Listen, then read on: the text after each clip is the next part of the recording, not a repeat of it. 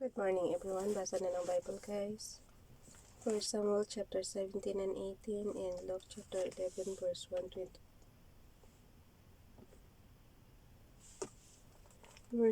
to 28. Basa. David and Goliath. Now the Philistines gathered their forces for war and assembled at Soko in Judah. David's camp at Apis Demim. Apis. parang Apis lang eh. Apis. Apis Demim. APHAS. Between Soko and Ezekiel. So all the Israelites assembled and camped in the valley of Elah and drew up their battle line to meet the Philistines. The Philistines occupied one hill and Israelites another with the valley between them. Pero mo no, parang ang hirap naman ng ganun. Parati nila kayo nagigera. A champion named Goliath, who was from Gath, came out of the Philistine camp. He was over 9 feet tall, tangkad. He had bronze helmet on his head and wore a coat of scale armor of bronze weighing 5,000 shekels. On his legs he wore bronze greaves and bronze javelin was slung on his back. His spear shaft was like a weaver rod, and its iron point weighed 600 shekels. His shield bearer went ahead of him. Goliath stood and shouted to the ranks of Israel, "Why do you come out and line up for battle?"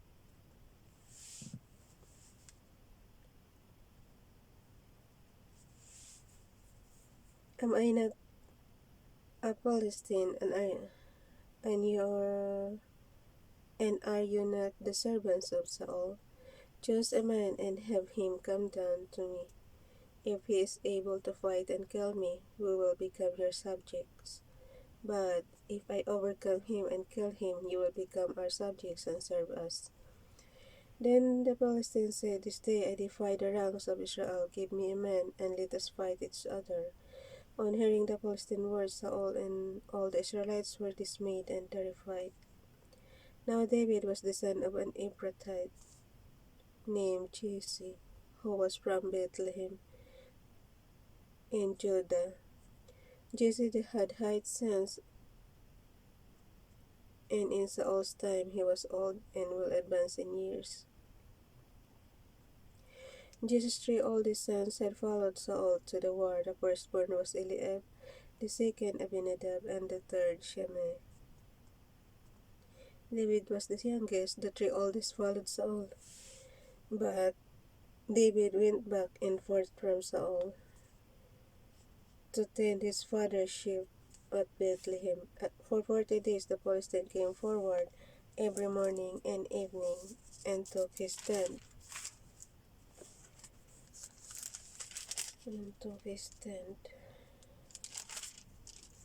Well, muna 40 days, di kaya kita sa buwan na yan.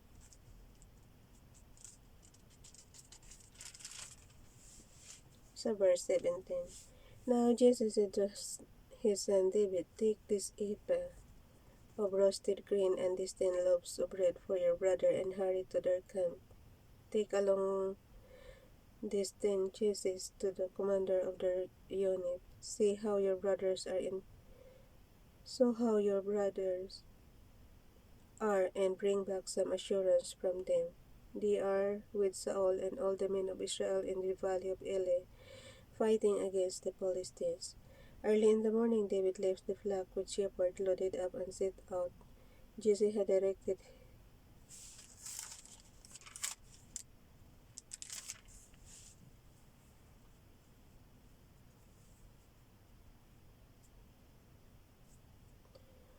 sa verse 20. Early in the morning David left the flock with a shepherd loaded up and set out as Jesse had directed. He reached the camp as the army was going out to its battle positions, shouting the war cry. Israel and the Philistines were drawing up their lines facing each other.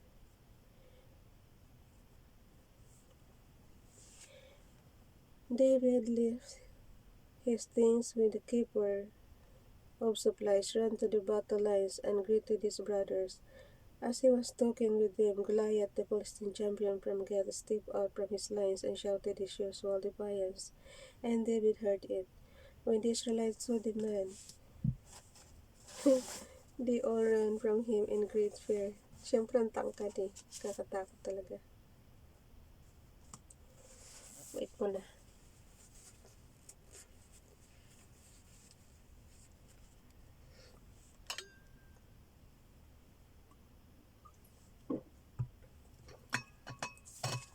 Pwede bang basahin ko na lang sa mata? Hirap na naman yung lalamunan ko. Sa 25. Now the Israelites had been saying, do you see how this man keeps coming out?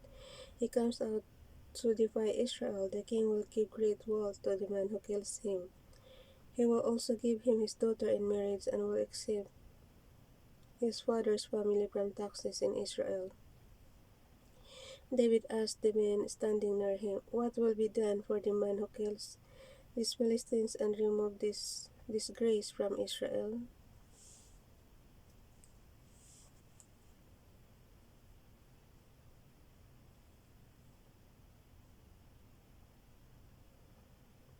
Who is this uncircumcised Philistine that he should defy the armies of the living God? So verse 27. They repeated to him what they had been saying and told him, this is what will be done for the man who kills him. When Eliab, David's oldest brother, heard him speaking with the men, he burned with anger at him and asked, why have you come down here? And with whom did you leave those few sheep in the desert? I know how conceited you are and how wicked your heart is. You came down only to watch the battle. Now that have I done? Now what have I done? Said David. So verse 29. Now what have I done? Said David. Can't I even speak? He then turned away to someone else and brought up the same matter, and the men answered him as before. What David said was overheard and reported to Saul, and Saul sent for him. David said to Saul, let no one lose heart on account of these Philistines. Your servant will go and fight him. Saul replied, you are not able to go out against the Philistine and fight him. You are only a boy, and he was been a fighting man from his youth. But David said to Saul, your servant has been keeping his father's sheep. When a lion or a bear came and carried off a sheep from the flock, I went after it, struck it, and rescued the sheep from its mouth. When it turned on me, I seized it by its hair, struck it, and killed it. Your servant was called both the lion and the bear. These uncircumcised Philistines will be like one of them, because he has defied the armies of the living God. The Lord who delivered me from the paw of the lion and the paw of the bear will deliver me from the hand of this Philistine. Saul said to David, go, and the Lord be with you. Then Saul dressed David on his own tunic. He put a coat of armor on him and a bronze helmet on his head. David fastened David fastened on his sword over the tunic and tried walking around because he was not used to them. I cannot go in this, he said to Saul, because I am not used to them. So he took them off. Then he took his staff in his hand, chose 5 small stones from the stream, put them in the pouch of his shepherd's bag, and with his sling in his hand approached the Philistine. Meanwhile, the Philistine with his shield bearer in front of him kept coming closer to David. He looked David over and saw that he was only a boy, ruddy and handsome, and handsome talaga. And he despised him. He said to David, am I a dog that you come at me with sticks? And the Philistine cursed David his gods. Come here, he said, and I'll give your flesh to the birds of the air and the beasts of the fields. David said to Philistine, you come against me with sword and spear and javelin, but I come against you in the name of the Lord Almighty, the God of the armies of Israel, whom you are defied. This day the Lord will hand you over to me, and I'll strike you down and cut off your head. Today I will give the carcasses of the Philistine army to the birds of the air and the beasts of the earth, and the whole world will know that there is a God in Israel. So, ibig sabihin, ang pinaglalabanan nila dito, yung kung sino ang God.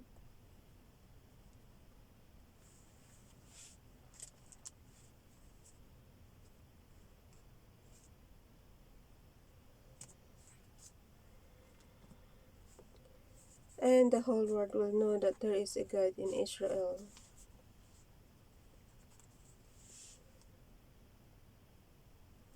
All those gathered there, all those gathered here will know that it is not by sword or spear that the Lord saves, for the battle is the Lord's, and he will give all of you into our hands. And the Philistine moves closer to attack him. David ran quickly toward the battle line to meet him, reaching into his bag and taking out a stone. He slung it and struck the Philistines on the forehead. The stone sank into his forehead, and he fell face down on the ground. Sa Bisaya yung parang tirador ba?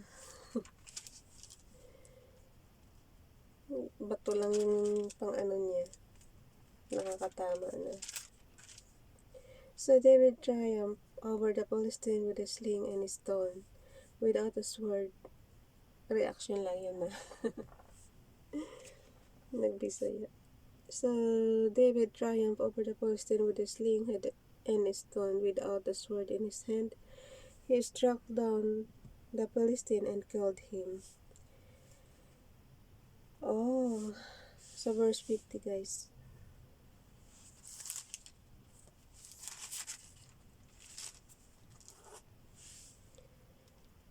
So David triumphed over the Philistine with a sling and a stone, without a sword in his hand. He struck down the Philistine and killed him. David ran and stood over him. He took hold of the Philistine's sword and drew it from the scabbard. After he killed him, he cut off his head with his sword. So, sword ng Philistine yung nakakapatay sa sarili niya. When the Philistines saw that their hero was dead, they turned and ran. Then the men of Israel and Judah surged forward with a shout and pursued the Philistines to the entrance of Gath and the gates of Ekron.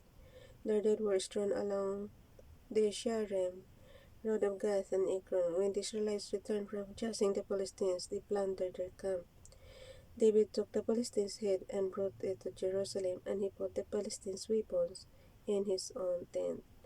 As Saul watched David going out to meet the Philistine, he said to Abner, commander of the army, Abner, whose son is this? Is that young man?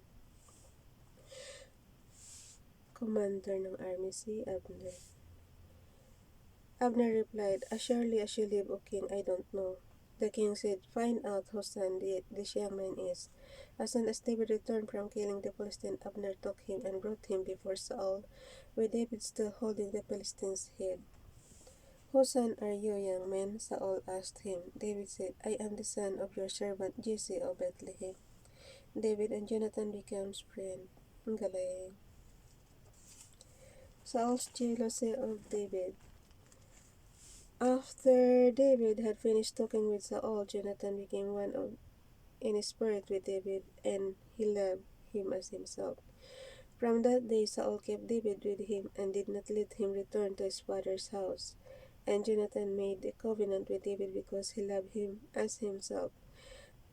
Sa verse 4, Jonathan took of the robe he was wearing and gave it to David, along with his tunic and even his sword, his bow, and his belt.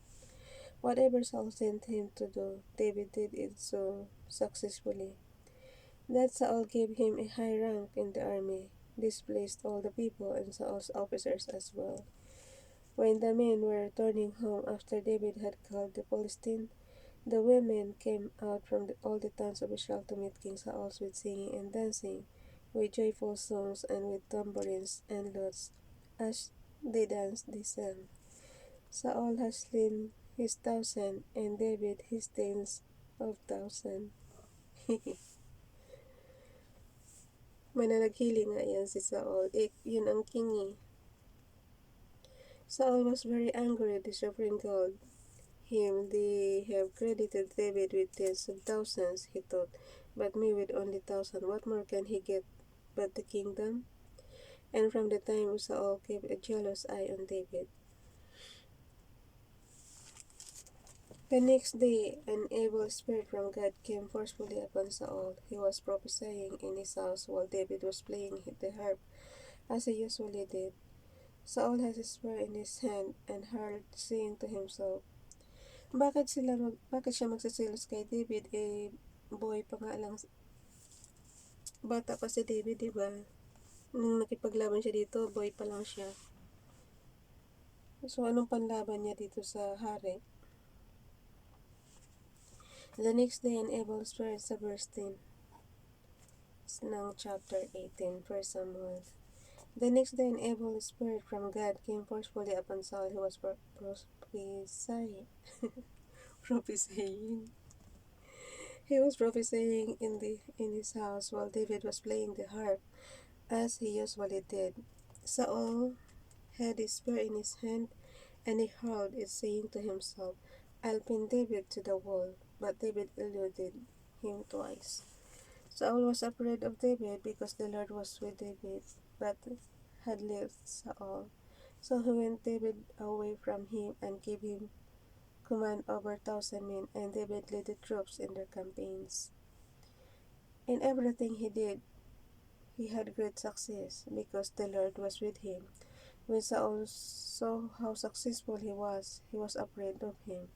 But all Israel and Judah loved David because he led them in their campaigns.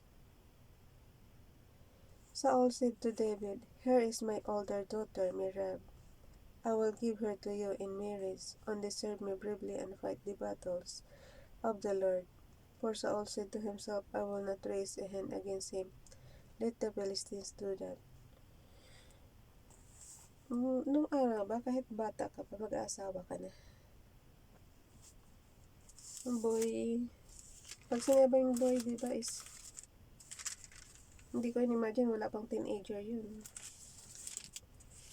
Reaction lang ulit.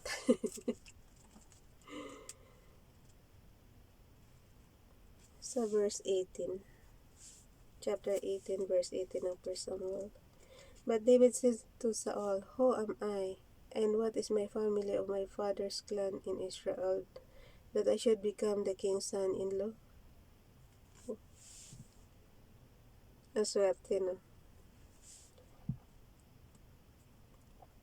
So when the time came for Merab, Saul's daughter, to be given to David, she was given in marriage to Adriel of Meholah. Oh,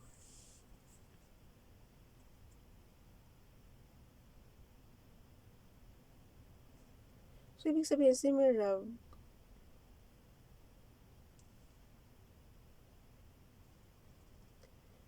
ano na siya, married na siya kay Adriel. Ibig sabihin kukunin siya doon para mapangasawa ni David, ganun?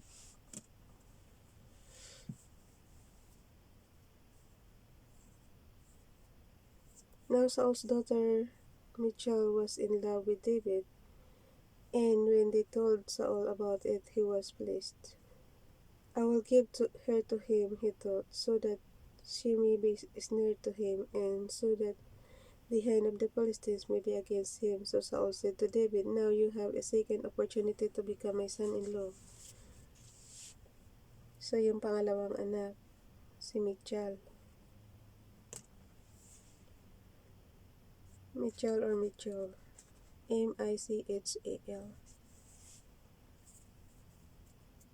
Then Saul ordered his attendants to speak to David privately and say, "Look, the king is pleased with you, and his attendants, all like you, now become his son-in-law." They repeated these words to David, but David said, "Do you think it is a small matter to become the king's son-in-law? I am only a poor man and little known." When Saul's servants told him what David had said, Saul replied, "Say to David, the king wants no other prize." Oh, kasi magbibigay pala ng brides. Ano? The king wants no other prize for the bride. So, ito pala yung sinasabi ng bride price.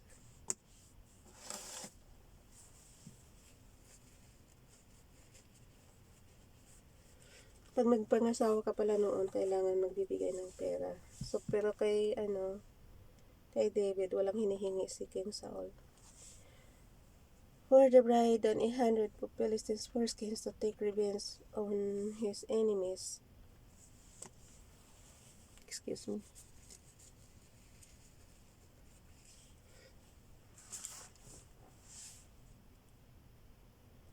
So, ngayon ko na naintindihan. Akala ko sa pocket box ko lang siya nababasa. Pero kahit pala dito sa Bible, oh. So, ibig sabihin, pag nag-aasawa ang anak mong babae, kailangan mayroong bride price. Pero dito kay King Saul, the king wants no other price for the bride than 100 of Philistines' foreskins to take revenge on his enemies. Saul's plan was to have David fall by the hands of the Philistines.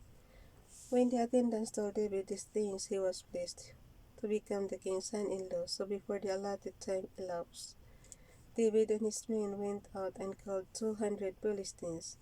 He brought their foreskins and presented the full number to the king, so that he might become the king's son-in-law. Then Saul gave him his daughter Michal in marriage. Kung sabagay kasi mahal naman ni Michal in love na si Michal sa kay David, diba? Doon sa verse 20. Daughter Michal was in love with David. So okay lang na mapangasawa kasi mahal naman niya. When Saul realized that the Lord was with David, sa verse 28 na tayo.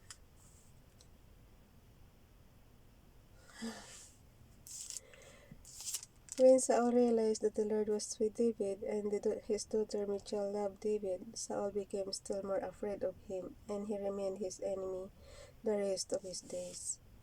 The Philistine commanders continued to go out the battle, and as often as they did, David met with more success than the rest of Saul's officers, and his name became well known.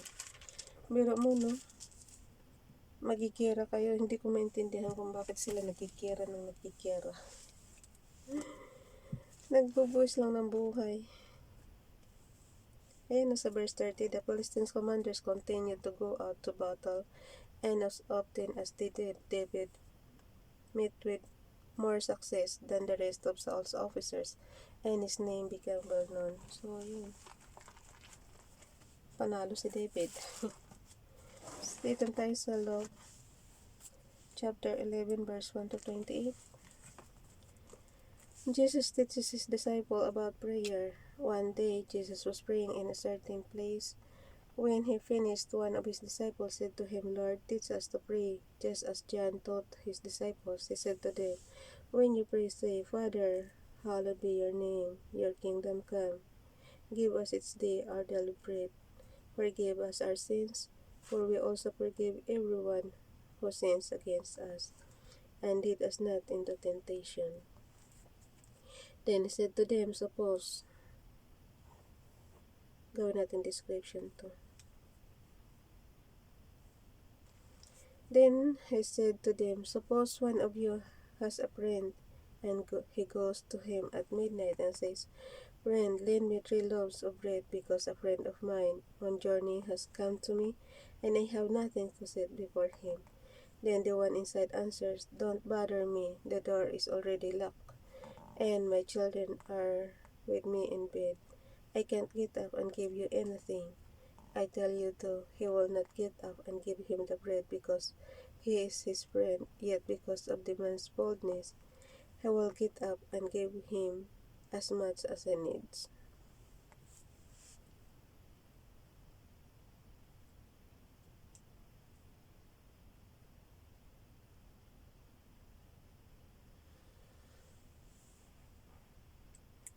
So I say to you, ask and it will be given to you. Oh.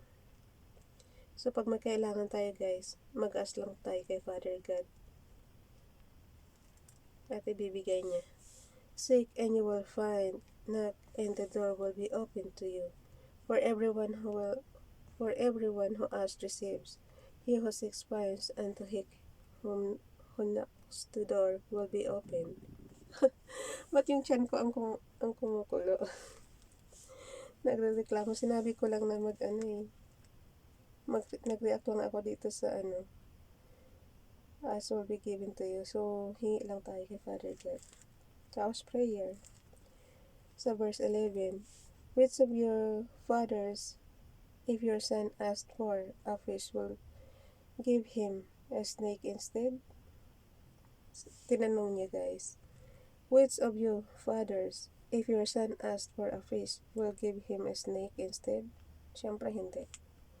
Or if he asked for an egg, will give him a scorpion? Siyempre hindi ulit. Alangan. If you don't know you are evil, I know how to give good gifts to your children. How much more will your Father in heaven give the Holy Spirit to those who ask him? Nga naman. Jesus answered hostile accusations. Jesus was driving out a demon that was mute. When the demon left, the man who had been mute spoke, and the crowd was amazed. But some of them said, by Beelzebub, the prince of demons, he is driving out demons. Ganon. Others tested him by asking for a sign from heaven. Jesus knew their thoughts and said to them, any kingdom divided against itself will be ruined, and a house divided against itself will fall. If Satan is divided against himself, how can his kingdom stand? I say this because you claim that I drive out demons by Beelzebub.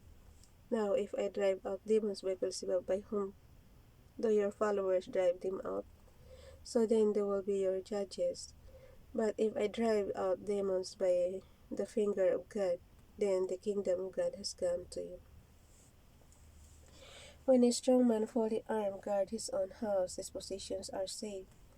But when someone stronger attacks and overpowers him, he takes away the armor in which the man trusted and divides up the spoils. He who is not with me against me. Oh, ito na yun. Siyempre, kung hindi ka kakampi, kaaway ka. He who is not with me is against me, and he who does not gather with me scatters. Does not. Pero, meron kasing ano eh, na, hindi comment na.